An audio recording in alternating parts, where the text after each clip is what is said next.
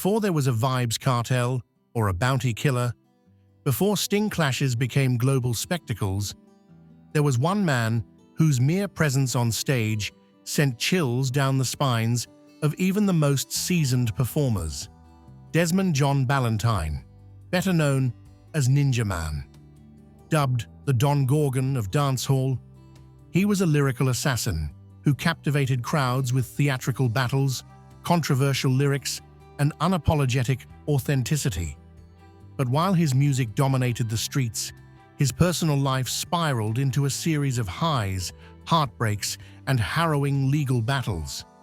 This is the gripping story of the man who redefined what it meant to be a dancehall warrior, from ghetto survivor to living legend, and finally, to prisoner. Stay tuned until the end to learn about the real man behind the fierce persona, his family, his properties, and where he stands today.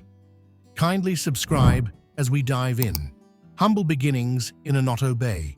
Ninjaman was born Desmond Ballentine on January 20th, 1966, in the quiet town of Onoto Bay in St. Lucia, Mary, Jamaica. Like many ghetto youths, his early life was marked by hardship. At the age of 12, he moved to Kingston, the heartbeat of Jamaican music and culture, where survival demanded both toughness and talent. He started his musical journey with the Black Culture sound system at age 14 under the name Double Ugly, before joining the legendary Kilimanjaro sound system in 1980. It was there that his true transformation began, rubbing shoulders with veterans like Supercat and Early B, absorbing the craft and mastering the mic. Kilimanjaro's founder, Noel Harper, would eventually nickname him Ninjaman, referencing his swift, unpredictable, and tactical lyrical style, akin to the stealth of a ninja. The name stuck. The legacy was just beginning, climbing the dancehall ranks.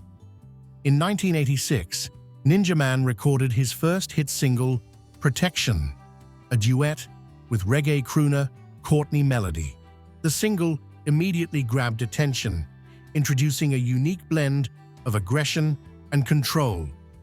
Over the next few years, he released a string of songs that earned him the reputation of the original Gold Teat, Front Teat, Gun Pon Teat, Don Gorgon. His breakthrough hit Cover Me with Tinga Stewart in 1988 was followed by a wave of hardcore anthems like Murder Dem, Champion, Permit to Bury, and My Weapon. These songs helped usher in what many call the Badman era of dancehall, a time when raw, unfiltered street energy ruled the music. But Ninjaman wasn't just a studio warrior, he was a stage titan. Clashes, rivalries, and the Sting legacy. If you've ever heard of Sting, the annual dancehall clash show that defined an era, then you know it was Ninjaman who helped make it legendary. His most iconic moment came in 1990, when he clashed with Shabba Ranks in what is still considered the most brutal and thrilling lyrical battle in Sting history.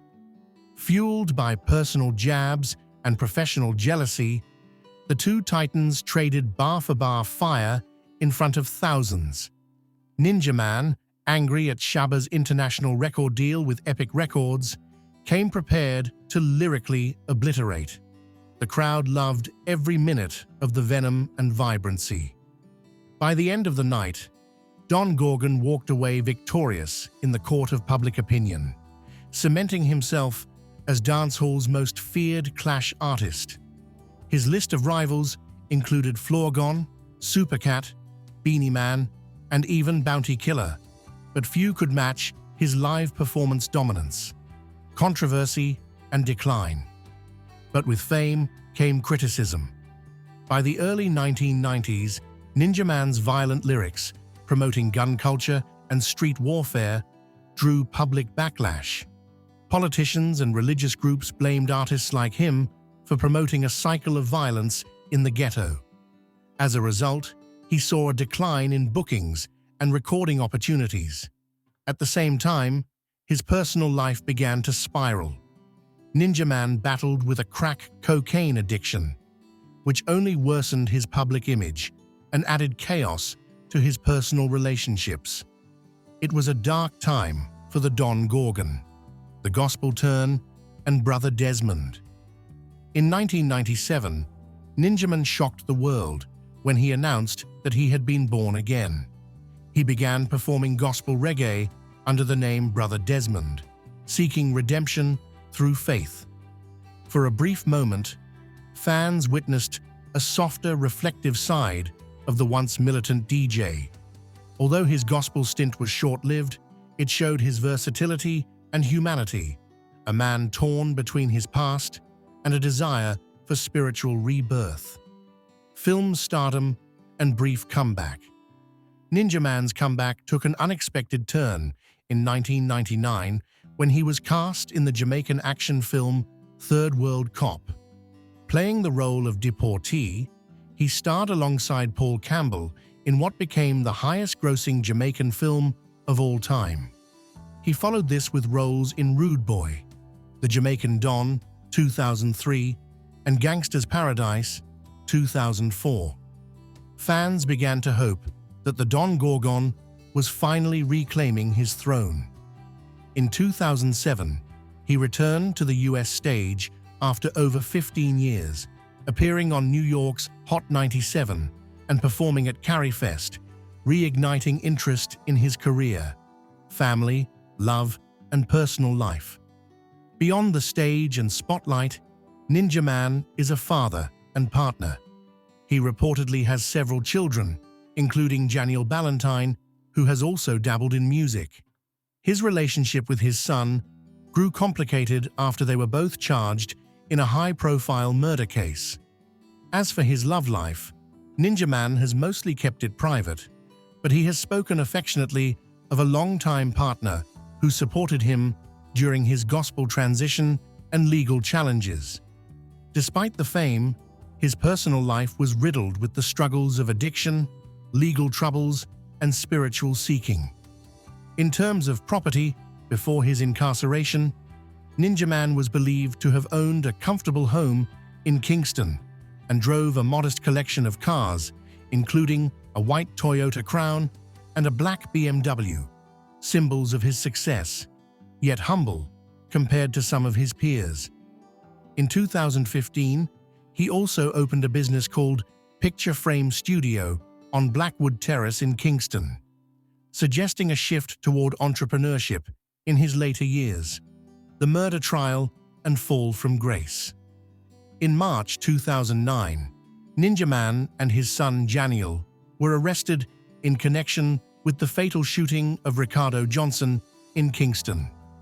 The case dragged on for years due to repeated delays, lack of jurors, and legal technicalities.